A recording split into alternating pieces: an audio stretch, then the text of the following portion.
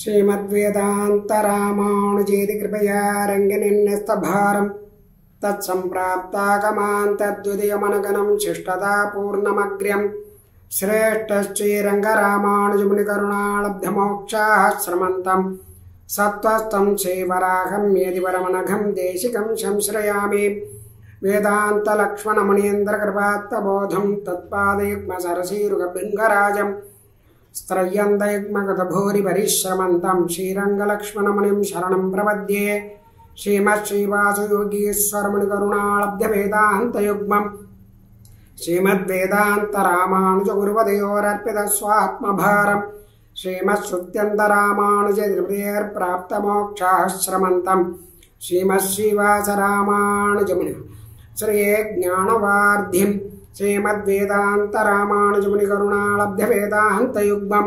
श्रीमच्छ्रीवासयोगीश्वरगुरुपदयोरर्पितस्वात्मभारं श्रीमच्छ्रीरङ्गनाथाह्वयमुनिकृपया प्राप्तमोक्षाश्रमन्तं श्रीमद्वेदान्तरामानुजमुनिममरं श्रीदेशिकेन्द्रं श्रीमान् वेङ्कटनाथार्य कवितार्किकेसरी वेदान्ताचार्यवर्यो मे सन्निधत्तां सदा हृदि ज्ञानानन्दमयं देवं निर्मलस्फटिकाकृतिम् आधारं सर्वविद्यानां हयग्रीवम् उपास्महे दिशन्तु मे देव सदा त्वदीयाः दयातरङ्गानुचरा कटाक्षाः श्रोत्रेषु पुंसामृतं क्षरन्तीं सरस्वतीं संस्कृतकामधेनुं रामानुजदयापात्रं ज्ञानवैराग्यभूषणं श्रीमद्वेङ्कटनाथार्यं वन्दे वेदान्तदेशिकम् சீரன்னதோப்பில் திருவேங்கடமுடையான் பாரொன்ன சென்னப்பழமொழிகள் ஓரொன்றுதானே அமையாதோ தாரணிகள் வாழ்வார்க்கு வானேரப்போமளவும் வாழ்வே. சிவப்பதியான சிவன் நாராயணன் தன் அடியார்களிடத்திலே இருக்கக்கூடியதான ஒரு நிர்வேத கிருபா கடாட்சத்தினால சுவாமி தேசிகனுடைய திருநட்சத்திர வைபவத்தை ஹைதராபாத் செகந்தராபாத் தேசிக சபையினரால் வெகு விமரிசையாக நடத்தி கொண்டு வரப்படுகிறது. இதில் பலவிதமான நல்ல கைங்கரியங்கள்லாம் நடந்துருக்கு. அதில் வாச்சிக கைங்கரியமாக இந்த உபன்யாசங்கள் அப்படிங்கிறது நன்னா நடத்திட்டு வரா. அதில் முதல் நாள் தேசிகனுடைய அவதாரம், ரெண்டாம் நாள் வேதமும் தமிழ்மறையும் அப்படிங்கிறதான உபய வேதாந்தம், மூன்றாம் நாள் 4000 அடியோங்கள் வாழ்வே, அஞ்சாவது நாள் நரகபயம் எதற்கு, அடுத்தது தத்துவகித புருஷார்த்தங்கள், ஆச்சாரியனை போற்றுவோம், நேற்றைய தினம் சரணாகதியினுடைய பெருமை, இவற்றையெல்லாம் அனுபவித்தோம். இப்படி சரணாகதி தர்மத்தை மார்க்கத்தை நமக்கு காமிச்சு கொடுத்தவா இந்த சம்பிரதாயம், இந்த சித்தாந்தம், இந்த வழியில் நமக்கு பெரிய வழிகாட்டியா நல்ல மார்க்கத்தை மார்க்கதர்சனம் பண்ணினதான 2 ஆச்சாரியர்கள், ஸ்ரீபாஷ்யகாரர், சுவாமி வேதாந்த தேசிகர். அந்த ஆச்சாரியாளுடைய பெருமைகளை நாம் இன்னைக்கு அனுபவிக்க போகிறோம். ஸ்ரீபாஷ்யகாரரும் ஸ்ரீ வேதாந்த தேசிகரும் அப்படின்னு. சுவாமி தேசிகனுடைய அவதாரங்கள் பெருமைகள் ஒரு நாளும் சொல்லி மாளாது. எவ்வளவு அனுபவித்தாலும் அந்த ஆச்சாரியாளுடைய பெருமைகள் மகிழ்ச்சிகள் இந்த ஜென்மம் போராது. இருந்தாலும் நம்மளுடைய ஸ்ரீ வைஷ்ணவ சம்பிரதாயத்தில் ஒரு குரு சிஷ்ய பாவம் அப்படிங்கிறது ரொம்ப பிரதானமாக இருக்கக்கூடியது. இந்த சம்பிரதாயத்துக்கு எடுத்துக்காட்டாக இருந்தவா குரு சிஷ்ய பாவத்தில் பராசர மகரிஷி, மைத்ரேயர், வியாச மகரிஷி, சுகபிரம்ம மகரிஷி, சுவாமி நம்மாழ்வார், மதுரகவி ஆழ்வார். அதே மாதிரி ஆச்சாரிய பரம்பரையில் ஆளவந்தார், பெரிய நம்பி. இப்படி இந்த குரு சிஷ்ய பாவத்தில் இந்த பரம்பரையானது வந்திருக்கு. அடுத்தது ஸ்ரீ ராமானுஜர், அவர் மாத்திரம்தான் இந்த சம்பிரதாயத்துக்கு ஒரு ஆச்சாரியனாக இருக்கும்படியாக அமைந்திருக்கக்கூடியது. இப்போ குரு சிஷ்ய பாவம் இல்லையா அப்படின்னு கேட்டால், பெரிய நம்பிகளும் பாஷ்யக்காரெலாம் சமகாலத்தவராக இருந்தால் அதனால் அந்த இது வரல. இருந்தாலும் அவர் தான் பிரதான ஆச்சாரியனா பாஷ்யக்காரருக்கு எழுந்தவர். அதுக்கப்புறம் 1017ஆம் ஆண்டு, அதாவது வெங்கல வருஷத்தில் சித்திர மாசத்தில் திருவாதிரை நட்சத்திரத்தில் அவதரித்தவர் ஸ்ரீபாஷ்யக்காரர். அந்த ராமானுஜர், அந்த பகவத் ராமானுஜர் அப்படிங்கிறதான அவரை ராமானுஜரை மானசீக குருவா ஏத்துண்டு தான் நேரடியான ஒரு சிஷ்யன் அப்படிங்கிறதான ஒரு பாவத்தை ஏற்படுத்திண்டு அவருடைய ஆக்ஞப்படியே நடந்து காமிச்சவர் ஒரு நூற்றாண்டுக்கு பிறகு அவதரித்ததான 1668 அவதரித்ததான சுவாமி வேதாந்த தேசிகன். இப்போ குரு சிஷ்ய பாவம் ராமானுஜர் சுவாமி தேசிகன் அந்த பாவத்தில் வந்துடுது. இதை நேரடியாக தான் சிஷ்யங்கிறத சங்கல்ப சூரியோதய நாடகத்தில் சுவாமி காமிச்சிருக்கார். ராமானுஜர் குருவாகவும் தான் சிஷ்யனாகவும் பாத்திரங்களை ஏற்று அதில் அந்த கல்பனையில் அந்த 2 பேருக்கும் ஒரு சம்வாதம் உரையாடல் நடக்கிறது. அதெல்லாம் சமர்ப்பித்து அந்த நாடகத்தில் காமிச்சிருக்கார். தனக்கு ஆச்சாரியன் ராமானுஜர் அப்படின்னு, அவருடைய சிஷ்யன் தான் அப்படிங்கிறத காமிச்சிருக்கார். அதனால்தான் சுவாமியினுடைய தனியல்ல கூட அந்த ராமானுஜருடைய தயைக்கு பாத்திரமானவர் அப்படிங்கிற மாதிரியே ராமானுஜ தயா பாத்திரம் ஞான வைராக்கிய பூஷணம்னு வந்திருக்கு. ராமானுஜர் தரிசன ஸ்தாபகர், அவருடைய தயைக்கு பாத்திரமானவர் சுவாமி தேசிகர். அதனால அதை திருவுள்ளத்தில் இது பண்ணிட்டு எப்போதுமே ராமானுஜருடைய திருவுள்ளத்தில் என்ன இருக்கோ அதை நடத்தி காமிச்சவர், அதன்படி நடந்தவர் சுவாமி தேசிகன். எப்படி நடத்தி காமிச்சார் அப்படின்னு கேட்டால், சுவாமியினுடைய திருவுள்ளத்தில் இருந்த எல்லாத்தையும் தன்னுடைய கிரந்தங்கள் மூலமாக நடத்தி காமிச்சிருக்கார் திருவுள்ளப்படி. இப்படி நடந்து காமிச்சது எப்படி, அனுஷ்டித்து காமிச்சது எப்படி அப்படின்னு கேட்டால், ராமானுஜர் தன்னுடைய அந்திம காலத்தில் தன்னுடைய சிஷ்யர்களுக்கு சில கைங்கரியத்தை நியமிச்சுட்டு போனார். அவளை பார்த்து நியமிச்சுட்டு போனார். அவள் இடத்துல சொல்லி அந்த நியமனம் ஸ்ரீபாஷ்யத்தை வாசித்து பிரவர்த்திப்பித்தல் முதல் ஆக்ஞை. 2வது, அதற்கு யோக்கியதை இல்லாவிடில் அருளி செயல் திவ்ய பிரபந்தத்தை வாசித்தும் கேட்டும் பிரவர்த்திப்பித்தல். அதுக்கும் யோக்கியதை இல்லாவிடில் திவ்ய தேசங்களிலே எழுந்தருளிக்கூடியதான எம்பெருமான்களுக்கு அமுதுப்படி சமர்ப்பித்தல், விளக்கேற்றுதல், மொழுகுதல், கோலம் போடுதல், இந்த மாதிரியான கைங்கரியங்கள் எல்லாம் பண்ணணும் அப்படின்னு நியமிச்சிருக்கார். அதுக்கும் யோக்கியதை இல்லாவிடில் துவயத்தை அர்த்தத்தோட அனுசந்தானம் பண்ணிட்டு இருக்கணும். துவயம் அர்த்தானுசந்தானேன சாதிக்கிறார், அப்படி இருக்கணும். இல்லை திருநாராயணபுரத்திலே ஒரு குடில் கட்டி வாசம் செய்தல் அப்படின்னு, அதுக்கும் யோக்கியதை இல்லாவிடில் இவன் நம்மை சேர்ந்தவன் என்று அபிமானித்திருக்கக்கூடியதான ஒரு ஸ்ரீ வைஷ்ணவன் பக்கலிலே ஒதுங்கி வர்த்தித்தல். இப்படி ராமானுஜருடைய நியமனங்கள். இந்த நியமனத்தை அப்படியே அதன்படி நடந்து காமிச்சவர் சுவாமி தேசிகன். 1695ஆம் ஆண்டு மாதுலரான ஆச்சாரியரான அப்புள்ளார் திருநாடு அலங்கரித்தார், பரமபதிச்சார்.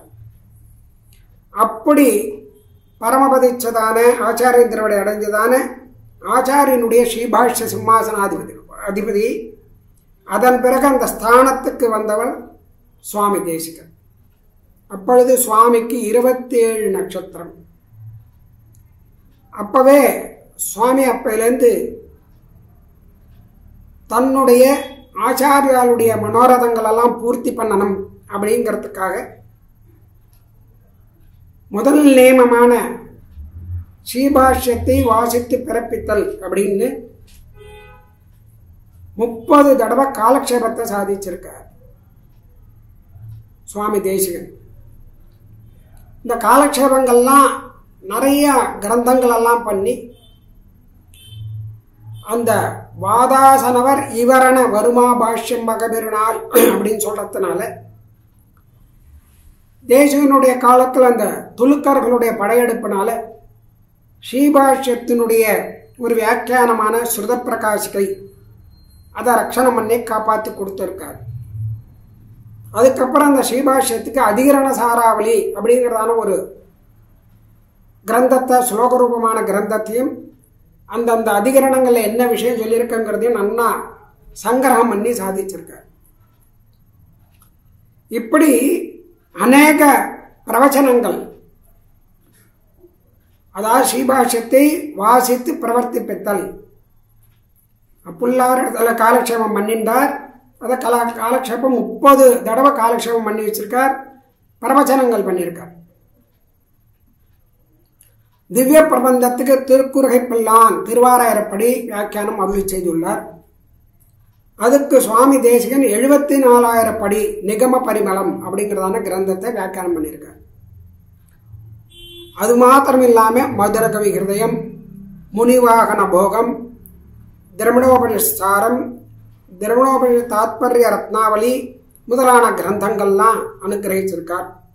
ஏன்னா ஆழ்வார்களுடைய பாடல்களில் சீசூக்திகளில் ரொம்ப ஈடுபாடு இருந்ததுனால இவர்கள் மகிழ்ந்து பாடும் செய்ய தமிழ் மாலைகள் தெளிகின்றோமே, அந்த தமிழ் மாலைகளை நாம் தெளிய போது தெளியாத மறைநிலங்கள் தெளிகின்றோமேன்னு சாதிக்கிறார்.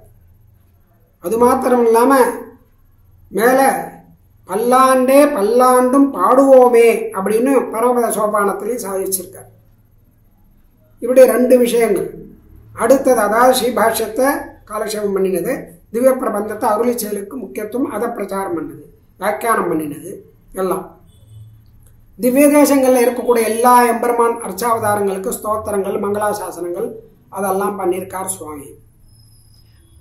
அதே மாதிரி துவயனிஷ்டரா எழுந்தருள் இருந்து அதுக்கு ஸ்ரீமத் ரகசியதாரம், சாரசாரம் முதலான சில்லற ரகசியங்கள் கிரந்தங்கள் எல்லாம் பண்ணி அதில் துவய மந்திரத்தினுடைய அர்த்தத்தை விசதமாக நன்னா தெளிவாக நமக்கு உபதேசம் பண்ணியிருக்கார், சாதிச்சிருக்கார் சுவாமி.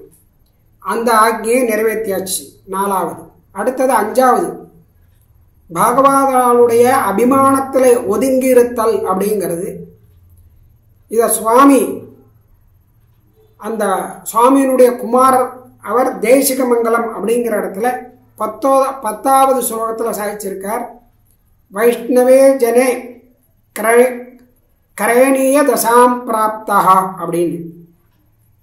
அந்த மாதிரி பாகவதால் இடத்துல ஒரு ஈடுபாடு கொண்டவர்.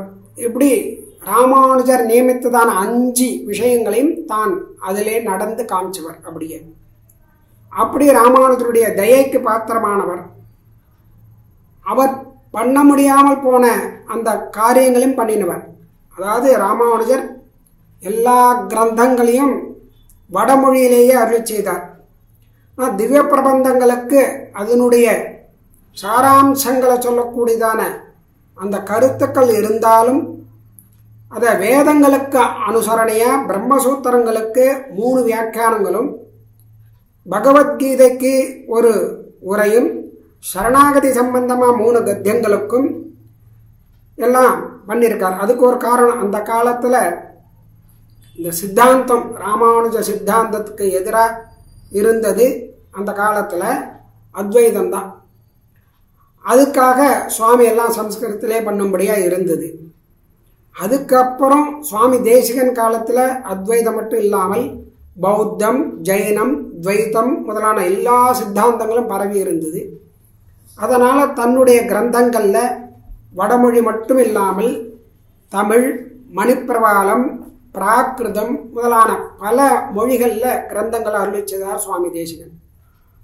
இப்படி பகவத் ராமானுஜருடைய கருத்துக்கள், அவருடைய திருவுள்ளம், அவருடைய குறிக்கோள், இது எல்லாத்தையும் எல்லாருடைய ஜனங்கள் மனசில் பதியும்படியாக ரொம்ப விஸ்தாரமாகவும் சுலபமாகவும் சுவாமி சாதிச்சிருக்கார்.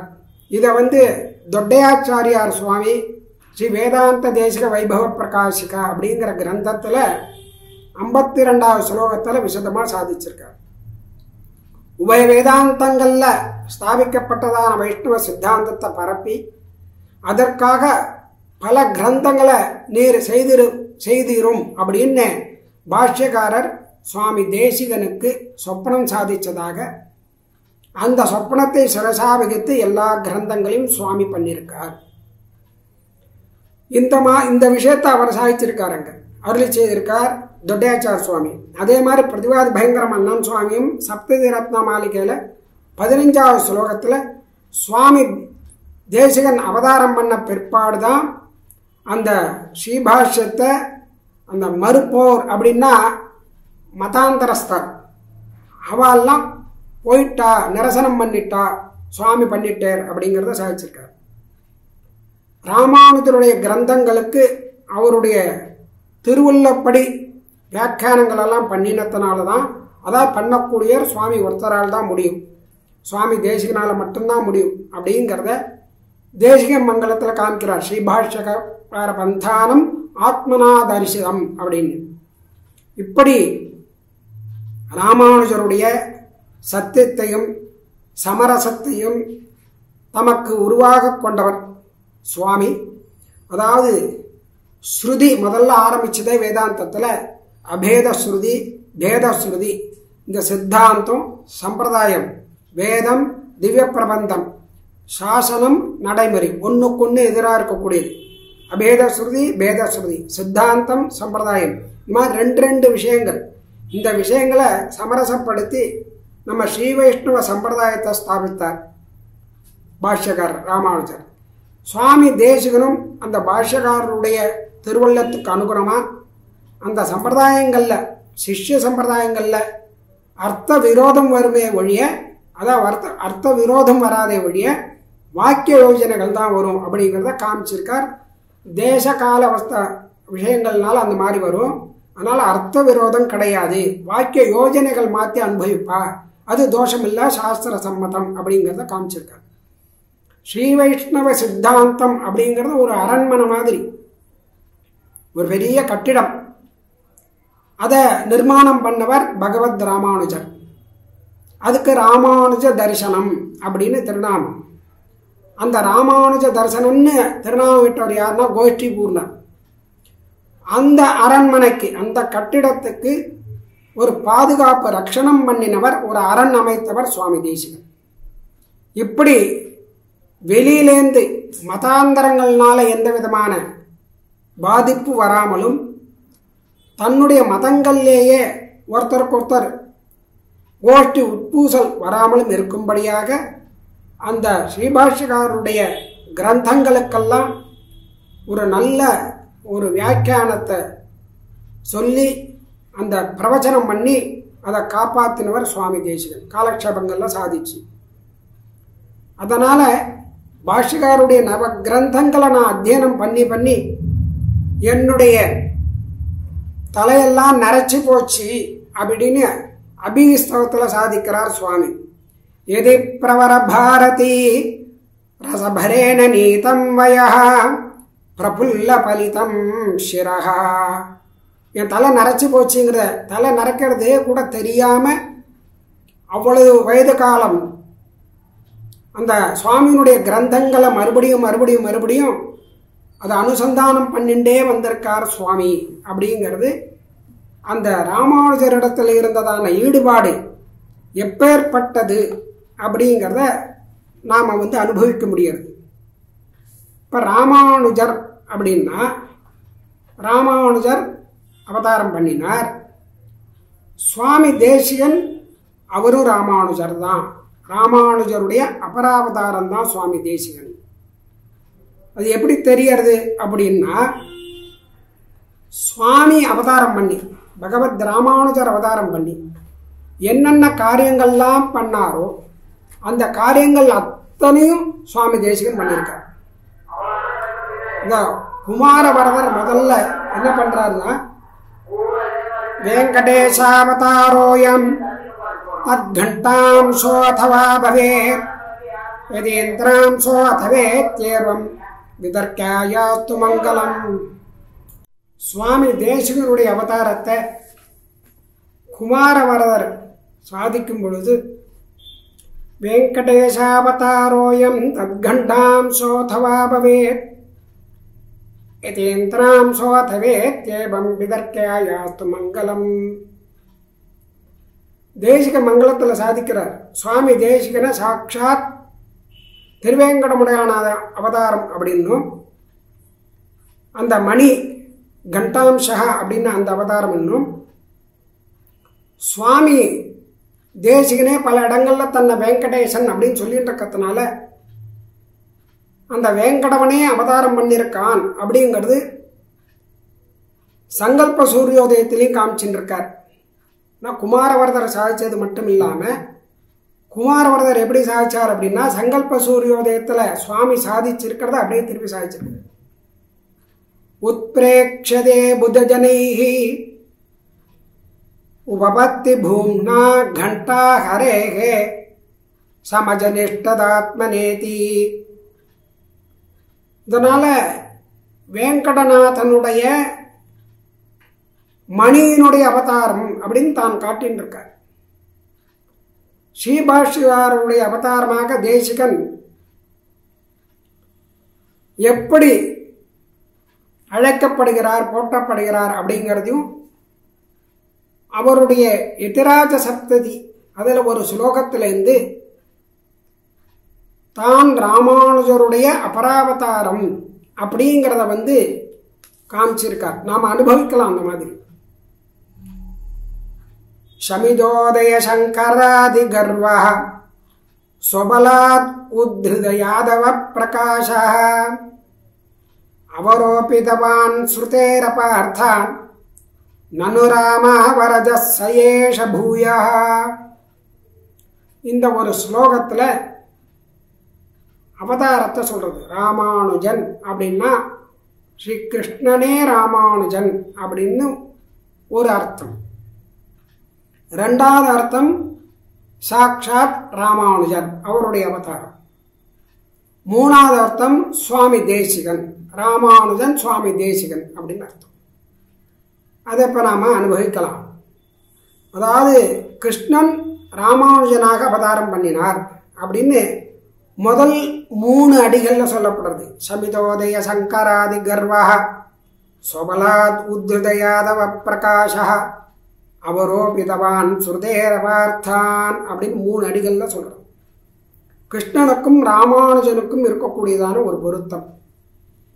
சமிதோதய சங்கராதி கர்வா ஸ்வபலாத் அப்படின்னா பானாசுரனுடைய யுத்தத்தில் பரமசிவன் ருத்ரன் முதலான கர்வத்தை ஆரம்பத்திலேயே தன்னுடைய சைன்யத்தினால அடக்கி வச்சவர் கிருஷ்ணன். அதனால சங்கராதி கர்வா. ஸ்வபலாத்து தன்னுடைய சைன்யத்தினால, உத்ருத யாதவ பிரகாஷா அப்படின்னா தன்னுடைய சக்தியினால யாதவர்களை முன்னிறுத்தினவர், அதனால உயர்த்தினவர் அப்படிங்கிறதான ஒரு அர்த்தம். இது கிருஷ்ணன். அவரோபிதவான் ஸ்ருதேரபார்த்தான் அப்படின்னு பாண்டவர்களுக்கு எதிரானவான அந்த பெயர்களை, ஸ்ருதின பெயர்கள், அந்த பெயர்களை யார் காதலில் விழாதபடி எல்லாரையும் அழித்தவர். கௌரவர்கள் அத்தனை பேரையும் அழிச்சுட்டார். ராமாவரஜா பலராமனுக்கு அனுஜனான ஸ்ரீகிருஷ்ணன் அப்படின்னு ஒரு அர்த்தம். இது அடுத்தது பாஷ்யக்காரர் ராமானுஜருடைய விஷயத்துல ஷமிதோதய சங்கராதி கர்வா. சங்கர மதம், பாஸ்கர மதம், யாதவ பிரகாச மதம். சங்கரர், பாஸ்கரர், யாதவ பிரகாசர் அவளுடைய மதங்களை நிரசனம் பண்ணி கண்டித்து அதை ஆரம்பத்திலேயே கலைந்தவர் ராமானுஜர் அப்படின்னு ஒரு அர்த்தம். ரெண்டாவது ஸ்வபலாத் உத்ருத யாதவ பிரகாஷா அப்படிங்கிறது தன்னுடைய புத்தியினாலேயே, புத்தி பலத்தினால யாதவ பிரகாசரை கடைத்தேறும்படியாக செய்தவர் ராமானுஜர். யாதவனான கண்ணன் அந்த கீதை, அந்த கீதையினுடைய சரியான முறையான அர்த்தங்களை சொல்லி கீதா பாஷ்யத்தை அருளி செய்தவர் ராமானுஜர் அப்படின்னு ஒரு அர்த்தம். அவரோபிதவான் ஸ்ருதேரபார்த்தான். உபனிஷத்துக்களுக்கு மற்றவர்கள், பிற மதங்களைச் சேர்ந்தவர்கள் சொன்னதான தவறான அர்த்தங்களை கண்டித்து சரியான அர்த்தங்களை ஸ்தாபனம் பண்ணினவர் ராமானுஜர். இப்படி முதல் 3 பாதங்களுக்கு முதல்ல கிருஷ்ணங்கதான அர்த்தம், ரெண்டாவது ராமானுஜர் அப்படிங்கிறதான அர்த்தத்தை பார்த்தோம். அடுத்தது பலராமனுடைய தம்பியான ராமானுஜர், இந்த ராமானுஜர் யதியாக அவதாரம் பண்ணார்னு அர்த்தம். சுவாமி தேசிகனுக்கு எப்படி பொருந்தது? சமிதோதய சங்கராதி கர்வகா அப்படின்னா, சங்கரர் முதலானவர்களுடைய கர்வத்தை அழித்தவர் சுவாமி. அதாவது பரமத பங்கம் அப்படிங்கிறதான ஒரு கிரந்தத்திலையும், சததூஷணி அப்படிங்கிறதான கிரந்தத்திலையும் மதாந்தரங்கள், அத்வைத மதங்கள் எல்லாம் கண்டனம் பண்ணி நிரசனம் பண்ணி ஸ்வமதஸ்தாபனம் பண்ணினவர் சுவாமி தேசிகன். இது முதல் அர்த்தம். சொபலாத் உத்ருத யாதவ பிரகாஷா அப்படிங்கிறதுனால யாதவன் கண்ணன் கிருஷ்ணன், அஜானம்ங்கிறதான இருட்டை போக்கி சத்ஞானம் அப்படிங்கிறதான அந்த பிரகாசத்தை கொடுக்கக்கூடியவன் அந்த கண்ணன். யாதவனுடைய அந்த ஞானம், எப்படி ஞானத்தை கொடுத்தான் யாதவன் கண்ணன் அப்படின்னா, கீதோபதேசத்தின் மூலமாக கொடுத்தான். கீதா உபனிஷத்து, அந்த உபனிஷத்து மூலமா எல்லாருக்கும் ஞானத்தை கொடுத்தான். அது மாத்திரம் இல்லாம அந்த கீதைக்கு பாஷ்யத்தை அருளி செய்தவர் பாஷ்யகார் ராமானுஜர். அந்த பாஷ்யத்துக்கு உரை எழுதினவர் தாத்பர்ய சந்திரிகை அப்படிங்கிறதான அந்த உரையை வியாக்கியானத்தை எழுதியவர் சுவாமி தேசிகன். அதனால பல மதங்களை அதிலேயே நிரசனம் பண்ணியிருக்கார். அந்த அர்த்தங்களெல்லாம் தவறாக சொல்லக்கூடிய அர்த்தங்களை எல்லாம் களைந்து உண்மையான அர்த்தங்களை எல்லாம் உணர்த்தினவர் சுவாமி தேசிகன். அடுத்தது அவரோபிதவான் ஸ்ருதேர் அபார்த்தான், 3வது பாதம். ஈசாவாஸ்ய உபனிஷத்துக்கு அர்த்தம் எழுதினவர் சுவாமி. பல உபனிஷத் வாக்கியங்களுக்கு அங்கங்கே இருக்கக்கூடியதான சரியான அர்த்தங்களை சொல்லி, இந்த திராவிட வேதமான திவ்ய பிரபந்தம், அந்த திவ்ய பிரபந்தத்தை அதனுடைய அர்த்தங்கள் எல்லாம் சொல்லி அந்த திவ்ய பிரபந்த அன்வயப்படுத்தி, ஆழ்வார்களுடைய திவ்ய சூக்திகளை அதில் அன்வயப்படுத்தி, அதுக்கு அங்கமாக திருவாய்மொழி அப்படிங்கிற பிரபந்தத்துக்கு நிகம பரிமளம் அப்படிங்கிறதான ஒரு உரையை எழுதி, வேதங்களுக்கு மறுபடியும் யாரும் ஸ்ருதேர் அபார்த்தான் தவறான அர்த்தத்தை சொல்லக்கூடாது, சொல்ல முடியாதபடி ஒரு வியாக்கியானத்தை பண்ணி காமிச்சவர், அருளி செய்தவர் சுவாமி தேசிகன். இப்படி 3 விஷயங்களுக்கும் சுவாமி தேசிகன் அவருக்கு பொருந்தறதுனால சுவாமி தேசிகன் கடைசியில 4வது பாதத்துல சயேஷ பூயா ஏஷகாங்கிற பதத்தினால தன்னை ராமானுஜனாகவே அங்க சொல்லிக் கொள்கிறார். இப்படி பெரியவாள்லாம் அனுபவிக்கிறார். ராமானுஜனே இவன் அப்படின்னு, பாஷ்யக்காரருடைய அவதாரமே சுவாமி தேசிகன் அப்படின்னு. இதெல்லாம் எல்லா இடங்கள்லையுமே ஞான சப்தத்தினால குறிப்பால சுவாமி தேசிகன் தான் ராமானுஜர் அப்படிங்கிறதானது உணர்த்தப்பட்டு இருக்கு. முதல் பாதத்துல சங்கரர் முதலான மதங்களை ஸ்ரீபாஷ்யத்துல ஸ்ரீபாஷ்யக்காரர் கண்டனம் பண்ணியிருக்கிறதுனால அந்த ஸ்ரீபாஷ்யமும், அதனாலேயே வேதாந்த சாரம் வேதாந்த தீபம் அப்படிங்கிறதான 2 கிரந்தங்களும் சொல்லப்படுறது. 2வது யாதவரான கிருஷ்ணர், அவருடைய உபதேசம் கீதை, அதை சரியான அர்த்தத்தில் சொன்னபடினால ஸ்ரீமத் கீதா பாஷ்யம் அப்படிங்கிறது, அதில் கர்மயோகம் பண்ணுறது தான் நல்லது அப்படிங்கிறதையும் சொல்லி அதை காமிக்கிறது நித்திய கிரந்தம். கடைசியில் சர்மஸ்லோகத்துக்கு பிரபத்தியை சொல்லியிருக்கு, சரணாகதி. அதுக்கு சரணாகதி கத்தியம், ஸ்ரீரங்க கத்தியம், அப்புறம் பிரபத்தி. இதெல்லாம் பண்ணுறதுனால, பிரபத்தி பண்ணுறதுனால நினைக்கக்கூடியது யார் எம்பெருமானதாங்கிறத ஸ்ரீவைகுண்ட கத்தியத்தின் மூலமாகவும் சொல்லப்பட்டிருக்கு. 3வது பாதத்தில் வேதங்களுக்கு மற்றவா சொல்லக்கூடியதான் தவறான அர்த்தங்களை கண்டித்து நல்ல அர்த்தங்களை சொல்லிருக்கிறதுனால வேதார்த்த சங்கிரகம் அப்படிங்கிறதான கிரந்தம். இப்படி 9 கிரந்தங்களும் இந்த முதல் 3 பாதங்கள்ல அன்வைக்கும்படியா சுவாமி இந்த எதிராசப்தியில சாதிச்சிருக்கார் பாஷ்யக்காரோட பத்தி. இப்போ இந்த மாதிரி சுவாமி தேசிகன் அவருடைய அவதாரம் கண்டாம்சமாக இருந்தாலும் திருவேங்கடமுடையானுடைய மணியினுடைய அம்சம் திருவேங்கடமுடையான் அம்சம் இப்படி ரெண்டுமே இருந்தாலும் ராமானுஜருடைய அம்சமாகவும் சொல்லப்பட்டிருக்கு.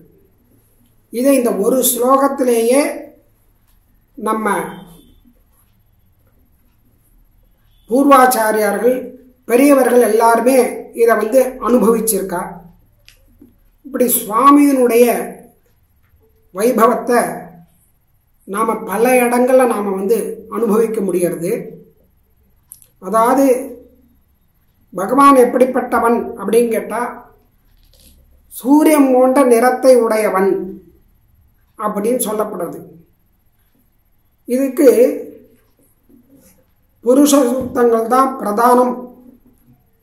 சொர்ணமயமான அந்த எம்பெருமானை புருஷனை அவன்தான் புருஷன் அப்படிங்கிறதாகவும், இந்த சாந்தோக்கிய உபநிஷத்தில் என்ன சொல்கிறது அப்படின்னு கேட்டால் எம்பெருமானுடைய திருக்கண்கள் எப்படிப்பட்டது அப்படின்னா அந்த சூரியோதயத்தினால தடாகத்தில் இருக்கக்கூடியதான கமல புஷ்பமானது எப்படி விகசிக்கிறதோ மலர்றதோ அந்த மாதிரி புண்டரீகாக்ஷன் அழகான திருக்கண்களை உடையவன் அப்படின்னு சொல்றது. அந்த மாதிரி எம்பெருமானுடைய அந்த திருக்கல்யாண குணங்களை சொல்லக்கூடியதான அவயவத்தை பற்றி சொல்லக்கூடியதான திவ்யமங்கல கிரகங்களை பற்றி சொல்லக்கூடியதான அந்த ஸ்ருதி வாக்கியங்களை கொண்டு ஸ்வமதஸ்தாபனத்தை பண்ணியிருக்கார் பாஷ்யக்காரர். பாஷ்யக்காரர் காலத்தில் இருந்ததான அத்வைத மத நிரசனம்தான் பிரதானமாக இருந்தது பாஷ்யக்காரருக்கு. அடுத்தது சுவாமி தேசிகன் காலத்தில் தான் நிறைய மதங்கள் இருந்தது. அந்த மதங்களை அடக்க வேண்டியதான ஒரு பெரிய பொறுப்பு சுவாமி தேசிகனுக்கு இருந்தது. அதனால் சுவாமி தேசிகன் அந்த பாஷ்யக்காரருடைய அதே வழியிலேயே அப்படியே எல்லா மதங்களையும் நிரசனம் பண்ணி பரமத நிரசனம் சுமத ஸ்தாபனம் பண்ணினத்தினால சுவாமி தேசிகனும் பாஷ்யக்காரரும் ஒன்று அப்படிங்கிறது நன்னா தெரியுது. அதாவது ஸ்ரீமத் பாகவதம் அப்படிங்கிறதான ஒரு புராணம். அந்த புராணம் எதை சொல்றதுக்காக வந்தது, அந்த புராணம் வந்ததுக்கான அவதரித்ததுக்கான காரணம் என்ன அப்படின்னு கேட்டால் ஸ்ரீமன் நாராயணனே பரதத்துவம் அப்படிங்கிற விஷயத்தை சொல்ல வந்தது. அதுதான் உலகத்தாருக்கு ஆழ்வார்கள் அவதரிக்கப் போகிறார்கள் அப்படிங்கிற விஷயத்தை எடுத்து சொல்லித்து. அதாவது பெருமாளுடைய அவதாரங்கள் சம்பவாமி யுகே யுகே அப்படின்னு அருளி செய்தான். தர்மஸ்தாபனம் பண்றதுக்காகவே அவதரிப்பேன் அப்படின்னு சொன்னா, இப்ப யுகங்கள் 4 யுகங்கள்ல கிருதே தியாயன்னே திரேதாயாம் யஜன்னே துவாபரே பஜன்னே கலோ சங்கீர்த்தையே. 4 யுகங்களுக்கும் 4 யுக தர்மங்கள் சொல்லப்பட்டிருக்கு. கிருதயுகத்தில் இருந்தவாள்லாம் என்ன பண்ணிட்டு இருந்தா அப்படின்னா தியாயன்னு தியானம் பண்ணிட்டு இருந்தா, எம்பெருமான தபஸ் பண்ணிட்டு இருந்தா. அப்ப இருந்த எல்லா பிரஜைகளுக்கும் ஒரே மனப்பான்மை தான், எந்த வேறுபாடும் கிடையாது. எல்லாரும் தியானம் பண்ணணும், அது ஒண்ணுதான். ஏற்றத்தாழ்வு கிடையாது, பொறாமை கிடையாது, அசூயை இதெல்லாம் ஒண்ணுமே கிடையாது. ஆனா எல்லாரும் அந்த பகவத் அனுபவத்தில் ஈடுபட்டிருப்பார். அதுதான் கிருதயுகம். அங்க போட்டி பொறாமைக்கெல்லாம் அவகாசமே இல்லை. ஏன்னா எல்லாருமே எம்பெருமான நினைக்கிறவா, ஒரே மாதிரியாது. அதனாலதான் ஜாதி மத பேதம் அதெல்லாம் கிருதயுகத்தில் கிடையாது. திரேதாயாம் யஜன்னு, திரேதாயுகத்தில் என்ன பண்ணா அப்படின்னு கேட்டால் எல்லாரும் யஜ்ஞ யாகாதிகளை பண்ணிட்டு இருந்தான். கார்த்தால எழுந்தா சாயங்காலம் வரைக்கும் யஜ்ஞ யாகாதிகள் ஜபங்கள் இப்படி இதை தான் பண்ணிட்டு இருப்பாவெல்லாம். துவாபரே பஜன்னு, துவாபர யுகத்தில் எல்லாரும் ஆராதிக்க ஆரம்பிச்சா, பகவானை ஆராதிச்சுட்டே இருப்பா, ஆராதனை பண்ணிட்டு இருப்பா. இந்த மூணுமே கலியுகத்தில் பண்ண முடியாது. கலியுகத்தில் என்ன பண்ணலாம் அப்படின்னா கலவு சங்கீர்த்தையே, நாம சங்கீர்த்தனம் தான், எம்பெருமான சங்கீர்த்தனம் தான் பண்ணணும். இப்ப நித்திய கர்மாக்களை பண்ணிட்டு எம்பெருமானுடைய திருநாமத்தை திருக்கல்யாண குணங்களை சங்கீர்த்தனம் பண்ணிட்டு இருக்கணும் அப்படின்னு சொல்லிருக்கு.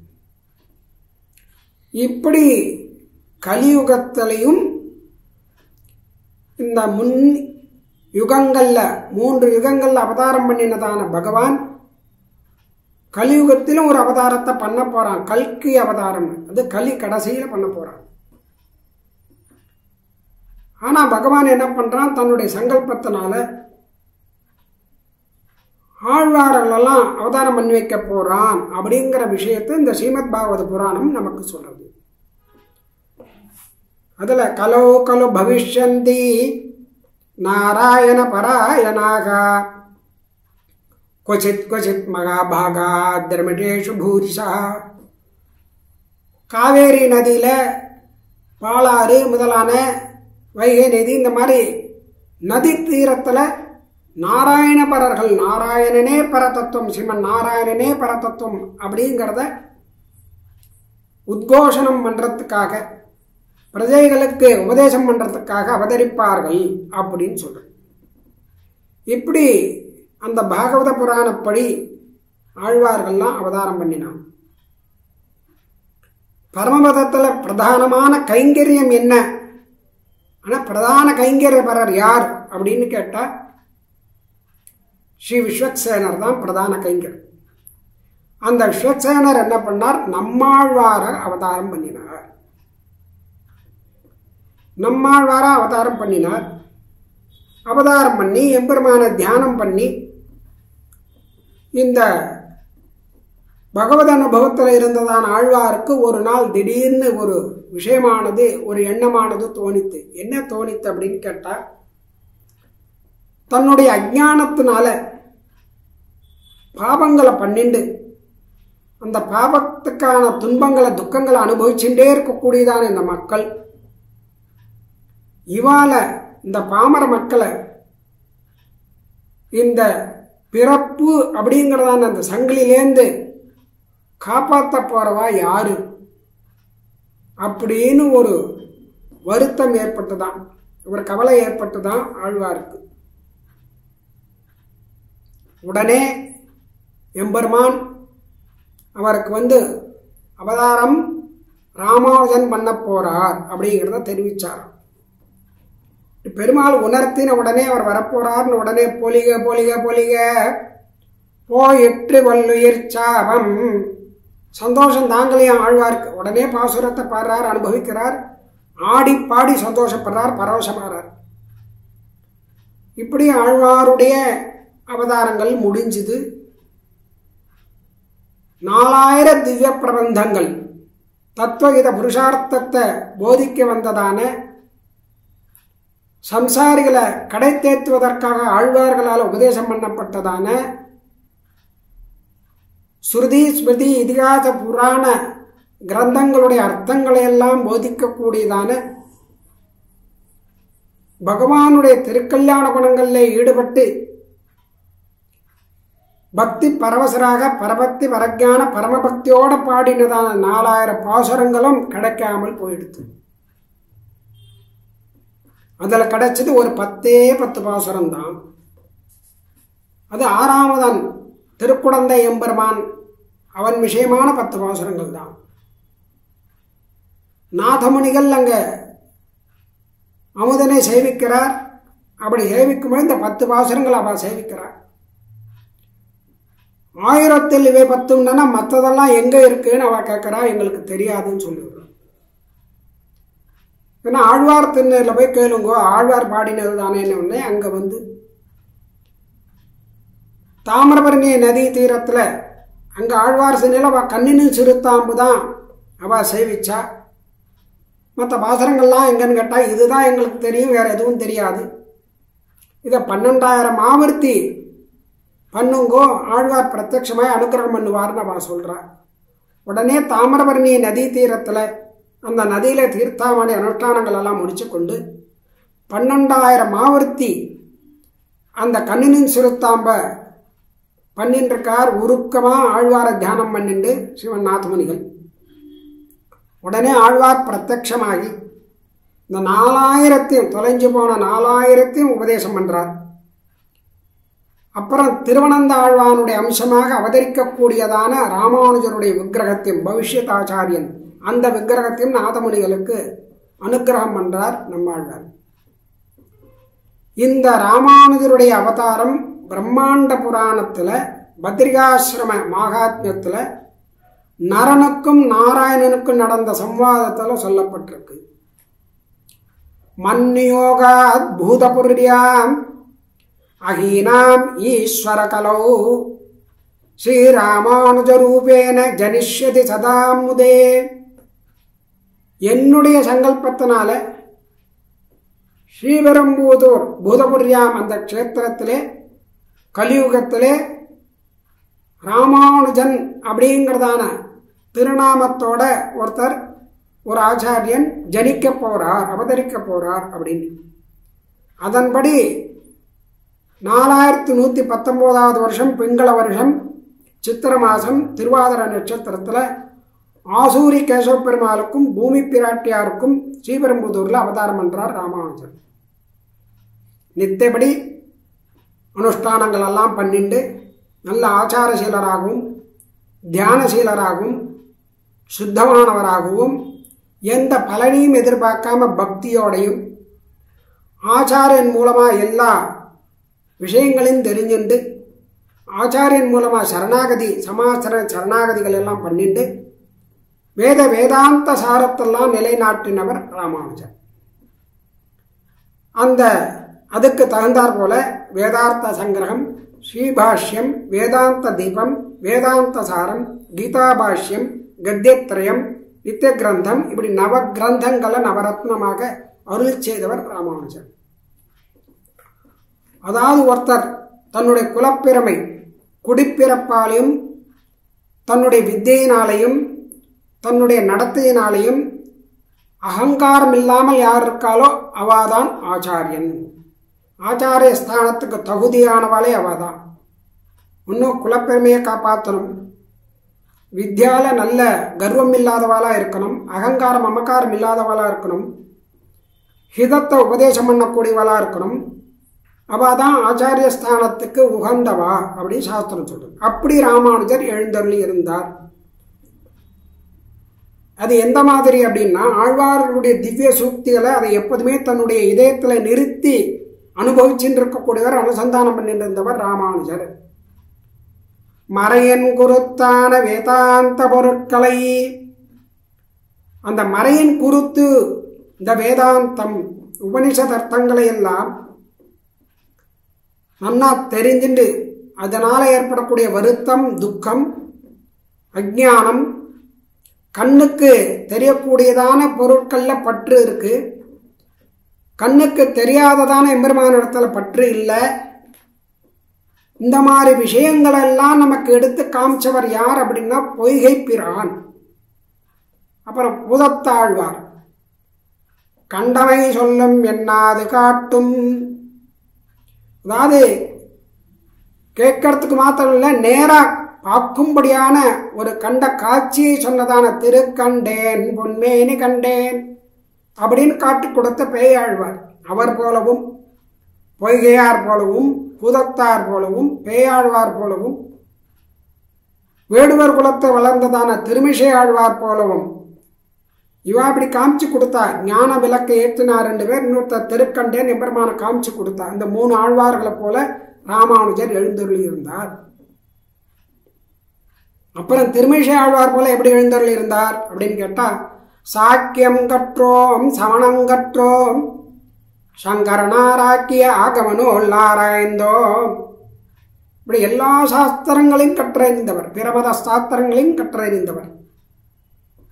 அப்படி திருமிசை ஆழ்வார் போலவும் அரசமர்ந்தான் அடிசூடும் அரசை அல்லால் அரசாக எண்ணேன் மற்றரசுதானே, அப்படி குலசேகர பெருமானைப் போலவும் அழியக்கூடியதான செல்வங்கள்ல பற்று இல்லாமல் எம்பெருமானுடைய திருவடியிலேயே எப்போதும் பற்று இருக்க வேண்டும் என்று நினைத்ததான பெரியாழ்வாரைப் போலவும் உலக வாழ்க்கையிலே மோகம் கொள்ளாமல் அடியார்களுடைய திருவடியிலே எப்போதும் தன்னுடைய மனதை செலுத்தியான தொண்டரடிப்படி ஆழ்வார் போலவும் அடியார்களுக்கு நாமும் அடியார்களே அப்படின்னு காட்டி கொடுத்த திருப்பான் ஆழ்வார் போலவும் தேவுமற்றறியேன் குருகூர் நம்பி ஆச்சாரியனை காட்டிலும் யாரையும் தெரியாதுன்னு ஆச்சாரிய பராகாஷ்டையில ஆச்சாரியனை உயர்த்தி காட்டியதான மதுர்கவியார் போன்றவும் அமுதம் அமுதர் கட்டீந்த நிமிர் சுடராழி நெடுமால் அமுதிலும் மாற்ற இனியன் அவன் அடி இணைகளை உள் கவர்ந்தார்க்கும் ஓர் அமுது அத்தூய அமுதை பருகி பருகி மாயப் பிறவி மயர் வருத்தேனே அப்படின்னு நம்மாழ்வாருடைய திருவாய்மொழி அப்படிங்கிறதான அமுதத்தை பருகி பருகி அந்த அமுதை அடியார்களுக்கு வழங்கினதனால அனுக்கிரகம் பண்ணதால அவரையே சரணமாக பற்றினதான திருவரங்கத்தமுதனார் பேரொன்று மற்றில்லை நின் சரணன்றி அப்பேரளித்தற்கு ஆறொன்றுமில்லை மற்ற சரணன்றி கண்டுகொண்டேன் எம்மி ராமானுஜன் தன்னை காண்டலுமே தொண்டு கொண்டேன். இப்படி ராமானுஜனுடைய திருவடிகளை யார் பற்றுகிறாளோ அவளுக்கு வழிவிலா அடிமை செய்ய பாரித்தவர் திருவரங்கத்தமுதனார் அடியார்க்கு அடியனாக. நம்முடைய சித்தாந்தம், நம்முடைய சம்பிரதாயமே பகவானுக்கு அடிமை அப்படிங்கிறது பாகவத பர்யந்தம் வரும். பகவத் கைங்கரியம் பாகவத கைங்கரியம் வரை போகும். அதுதான் நம்ம சம்பிரதாயம்.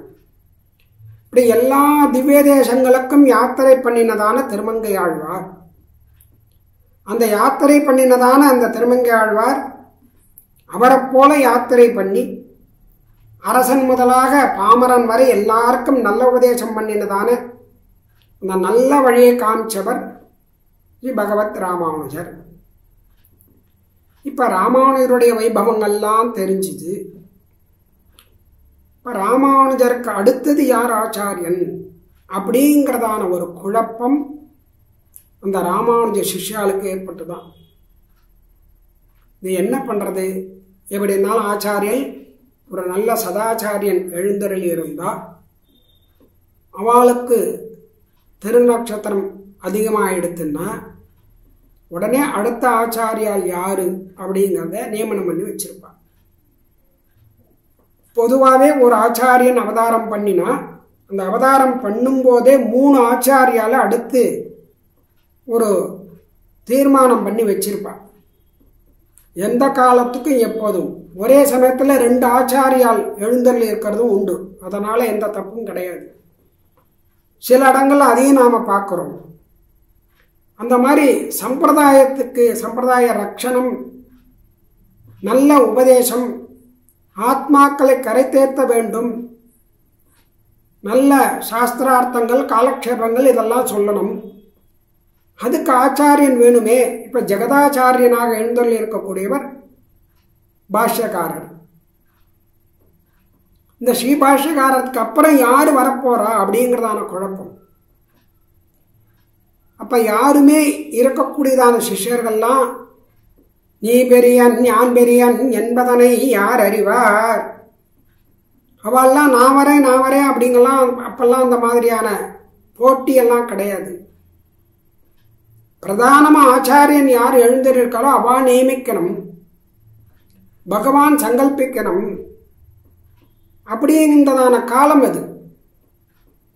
அதனால வேற யாரும் தீர்மானிக்க முடியாது. இப்ப ராமானுஜருக்கு பிறகு யாரு அப்படிங்கிறதான கேள்விதான் இவாளுடைய மனசுல இருந்தது. இத ஒரு இந்த கவலைப்பட்டதுனால இவருக்கு பெண் யார் அப்படின்னு கவலைப்பட்டதான இப்ப யாராவது ஒருத்தர் போய் கேட்கணுமே. எப்படி கேட்கறது? ஆச்சாரியன் இடத்துல கேட்கணும், ராமானுஜர் இடத்துல. அப்போ ஒருத்தர் போய் கேட்கிறார். யார் கேட்கறதுன்னு இவாளுக்குள்ள ஒரு இது வந்து கொடுத்தோம். பூனைக்கு யார் மணி கட்டுறதுன்னு சொல்லுவாளோ அந்த மாதிரி. இது என்ன எப்பேற்பட்ட விஷயம், இது போய் கேட்கலாமா, ஆச்சாரியன் இடத்துல இப்படி கேட்கலாமா அப்படிங்கிறதான இது. இவாளுக்குள்ளேயே ஒரு குழப்பத்தில் பேசிட்டு இருக்கா. அப்ப எல்லாருடைய மனசுலையும் ஒரு வருத்தம் தெரியுது, அடுத்த ஆச்சாரியன் யாரு நமக்கு அப்படிங்கிறதான ஒரு மனநிலை. யாரும் பாஷ்யக்காரர்கிட்ட போய் கேட்கல. அத பாஷ்யக்காரர் கண்டுபிடிச்சிட்டார், தெரியும்ட்டார். தெரிஞ்சின்ற உடனே அந்த சீடர்களை கூப்பிட்றார். அவெல்லாம் மகா வித்வான்கள், சாதாரணமான சிஷ்யர்கள் கிடையாது, மகா வித்வான்கள் எல்லாருமே. ராமானுஜர்கிட்ட ஸ்ரீபாஷ்யக்காரர்கிட்ட கைங்கரம் பண்ணிட்டு இருக்கான்னா எப்படி இருக்கணும்? பெரிய பிரசித்தமான மகா வித்வான்கள். அவெல்லாம் ராமானுஜருடைய சித்தாந்தத்தை, ராமானுடைய சம்பிரதாயத்தை, ராமானுஜருடைய தரிசனத்தை எப்படி காப்பாத்தினவா அப்படிங்கிறது அந்த சரித்திரத்திலே, ராமானுஜ சரித்திரத்திலே வருது. இப்படி இவளுடைய மனநிலை இப்படி இருக்கேங்கிறத பாஷ்யக்காரர் தெரிஞ்சுட்டார். உடனே அவள் எல்லாரையும் நீங்கள் கொங்கு பிராட்டியார் திருமாலைக்கு போங்கோ அப்படின்ட்டு, அவள் போய் பார்த்துட்டு வாங்கோ அப்படின்னு. உடனே கொங்கு பிராட்டியாருக்கு தகவல் போயிடுத்து இவெல்லாம் வரா அப்படின்னு. உடனே மகா வித்வான்கள்லாம் நம்ம மாத்துக்கு வராளே அப்படின்னு சொல்லிட்டு எல்லாரையும் வரவேற்று உபச்சாரம் பண்ணி எல்லாரையும் அப்படியே எழுந்தருள் இருக்க செய்தால் கொங்கு பிராட்டி. உள்ள போய் என்ன பண்ணா அப்படின்னா, ஒரு சகப்பு கயிறு, ஒரு வெண்பட்டு கயிறு, ஒரு வாசனை தைலம், ஒரு சீப்பு, ஒரு கண்ணாடி, இதெல்லாம் எடுத்துன்னு வந்தான். பெரியவாளெல்லாம் பாகவதால், எல்லாம் பாகவதோத்தமால் வித்வான்கள் அவளை வர சொல்லிட்டு அவளுக்கு எதிர உட்காந்துட்டு இவன் தலைவாரிக்க ஆரம்பிச்சான். தலையை அவிழ்த்து எண்ணெய் தடவி தலைவாரிக்க ஆரம்பிச்சான்.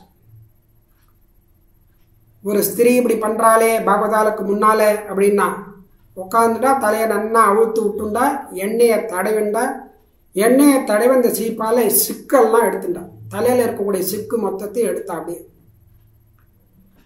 அந்த சிக்கு எல்லாத்தையும் அவிழ்க்கிறா, எல்லாத்தையும் எடுக்கிறா, எல்லா சிக்கையும் எடுக்கிறா. சமணரும் சாக்கிய பேய்களும் தாழ் சடையோன் சொற்கற்ற சோம்பரும் சூனியவாதரும். என்ன சிக்கு அது அப்படின்னா, நம்ம சித்தாந்தத்துக்கு, ராமானுஜ தரிசனத்துக்கு, நம்ம சம்பிரதாயத்துக்கு ஏற்பட்டதான மதாந்தரங்கள், குதிருஷ்டிகள், குறும்பு பண்ணவா.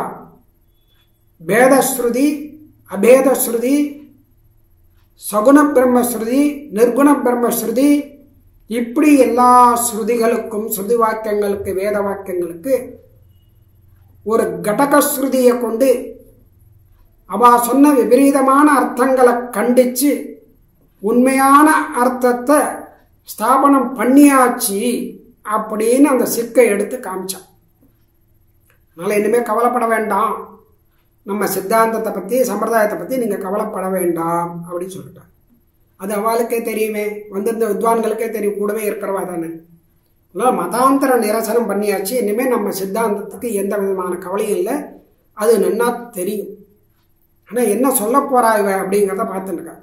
அதனால சிக்கல்லாம் எடுத்தாச்சு, இனிமேல் சிக்கல் வராது. அதுக்கப்புறம் நாட்டிய நீச சமயங்கள் மாண்டன, இந்த நீச்ச சமயங்கள் எல்லாம் மாண்டன, எல்லாம் போயிடுது, நிரசனம் பண்ணியாச்சு. நாரணனை காட்டிய வேதம் கலிப்புற்றது. நாராயணன்தான் பரதத்துவம்னு காமிச்சு தோல்லியோ அந்த வேதம், அதுக்கு இப்ப சந்தோஷம் வந்து கொடுத்து, அதுவும் அவளுக்கு தெரியும், புரிஞ்சு கொடுத்து. அதனால வேதாந்தத்தினால பரமத நிரசனம் பண்ணி சுமத ஸ்தாபனம் பண்ணியாச்சு. நவ கிரந்தங்கள் மூலமாக எல்லாத்தையும், சித்தாந்தம் சம்பிரதாயம் ரெண்டுத்தையும் ரட்சணம் பண்ணியாச்சு. எங்களுக்கு வேண்டியது அடுத்த ஆச்சாரியன் யாரு, அதுதான்.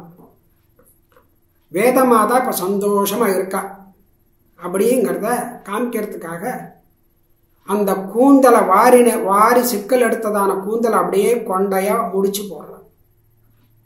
முடிச்சு போட்டு அது மேல இந்த சிகப்பு கயிறு எடுத்து கட்டுறா. ஜகதாச்சாரியனான ராமானுஜர் காஷாய தாரி, அந்த சிகப்பு கயர் ராமானுஜர் அப்படிங்கிறத கட்டுறா. எல்லாம் அந்த சித்தாந்தம் சொமத ஸ்தாபனம் சம்பிரதாய ரட்சணம் பண்ணினதான கொண்டை. அதில் ரட்சணம் யாருன்னு கேட்டால் பாஷ்யக்காரர் அதை பண்ணினவர் அப்படிங்கிறதான அந்த சிகப்பு கயிறு காமிச்சு கோடிட்டு காமிக்கிறான். அதுக்கு மேலே ஒரு வெண்பட்டை எடுத்து கட்டுறான். அதுதான் இன்னுமே அவதரிக்கக்கூடியதான சுவாமி வேதாந்த தேசிகர் அப்படிங்கிறத காட்டி உணர்த்துறாரு.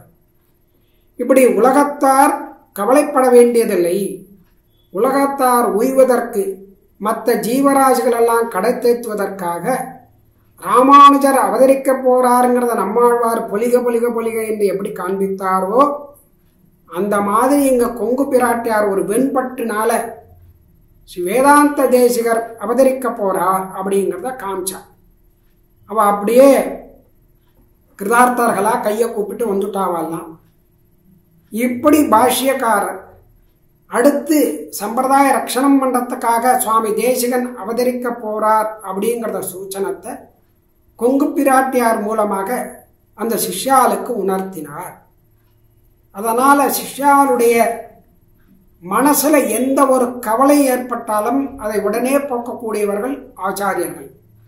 அப்படி ஸ்ரீ வைஷ்ணவ சித்தாந்தம் நம்ம சம்பிரதாயம் தழைத்து ஓங்குவதற்கு என்றென்றும் இருப்பதற்கு காரணமானவர்கள் சுவாமி தேசிகரும் பாஷ்யக்காரரும்.